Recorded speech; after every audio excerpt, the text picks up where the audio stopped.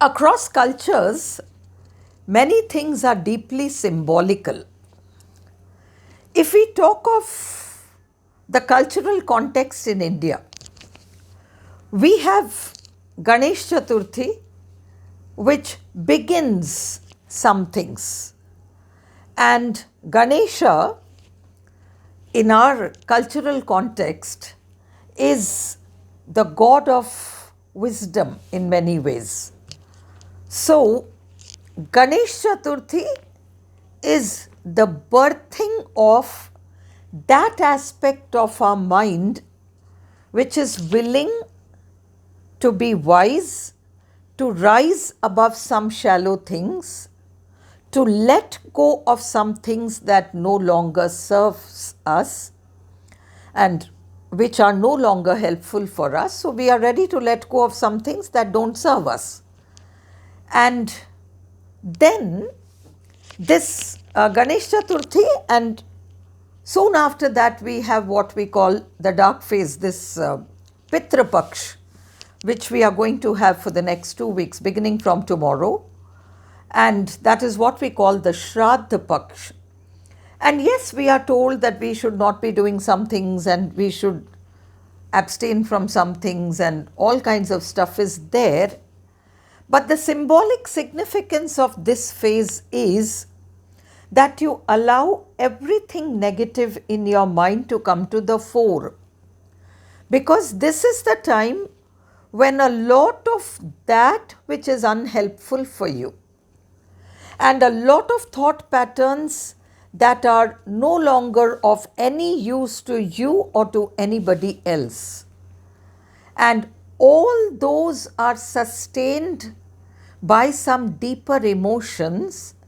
And so now it is time to really examine all those states that we sometimes find ourselves in and which are deeply negative states. So these 2 weeks, this is going to be a period where we can actually sit with ourselves and reflect on some of the things that make us very negative, some people who make us feel very negative, some other things which bother us, and things like that.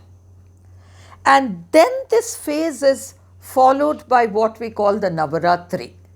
So the Navaratri phase is a phase of what we call Shakti. It is that phase when we can actually connect with some deeper powers within us, and we can find it in ourselves. Just as water puts out fire, you need a strong agent, a positive agent, to put out something which is negative. Similarly, depending on the kind of negativity that we might be carrying within ourselves, we might attribute it to people's behaviors, people's words, circumstances, situations, specific people, and all that. But now during that Shakti phase of the Navaratri, we have to find from within ourselves that power which can actually extinguish all this negativity. And so we garner all that power during that phase. And then that is followed by, that vanquishing of evil. We have all that stuff, the Shehra and things. And then that is followed by Deepavali, which up north we celebrate it in wonderful ways. It's a 5-day festival when a lot of, before the festival itself up north, a lot of cleaning, repainting the house, restructuring things, getting repair work done, and all kinds of stuff, throwing out all the clutter and cleaning the house, making it spotless. This is the thing that is done. Yes, these are the things that we actually do.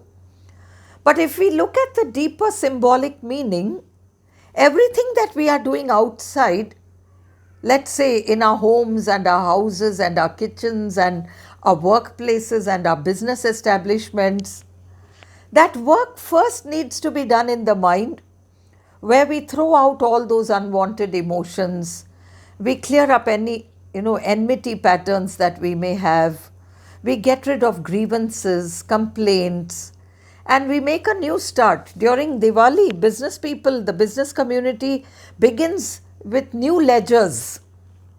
Now, new ledgers at the workplace, and actually the pen is worshipped, the ledger is worshipped, the cash box is worshipped, things like that are done. But at a symbolic level, you've got to begin fresh accounts with people. The old accounts have to be cleared off. And so you get rid of all those, angry feelings that you might be carrying for others. And you've got to give up old patterns and stuff like that. So we are going to begin with the Shraddha Paksh from tomorrow, and we are going to begin this Ho'oponopono chant. Please do not get confused. Ho'oponopono is not from the Indian context. It comes to us from Hawaii. But the reason I have decided to start this at this time of the year and continue it for 90 days, there might be a few days when I might be away for some reason. That's why we are going to continue it till the 31st of December, so that we complete the count of 90. And the reason is because the Ho'oponopono too is a clearing up of memories, and it's a kind of cleaning on memories and stuff like that.